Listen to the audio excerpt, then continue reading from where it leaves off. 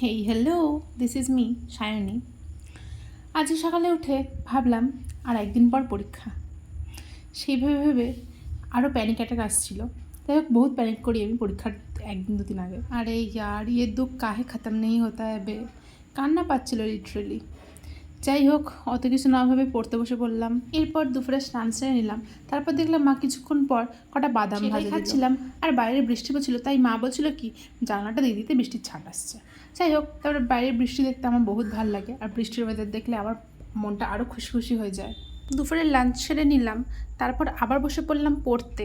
বিকেলে গিয়েছিলাম admit card আনতে, তারপরে আবার পড়তে বসে একটু ঢং করা তো চলেই। আয়না দেখলেই আমার কেমন যেন ঢং করতে ইচ্ছে করে। হবে না পড়াশোনা, আমার দ্বারা হবে না, বুঝে গেছি আমি। পড়তে পড়তে তোমাদের ঘুম পায়, আমার তো ঘুম পেয়ে গিয়েছিলো। যাই হোক, আবার কালকে দেখা হবে। আজকে ভিডিওটা এই পর্যন্তই। ভালো লাইক অ্যান্ড সাবস্ক্রাইব করে দিও। টাটা।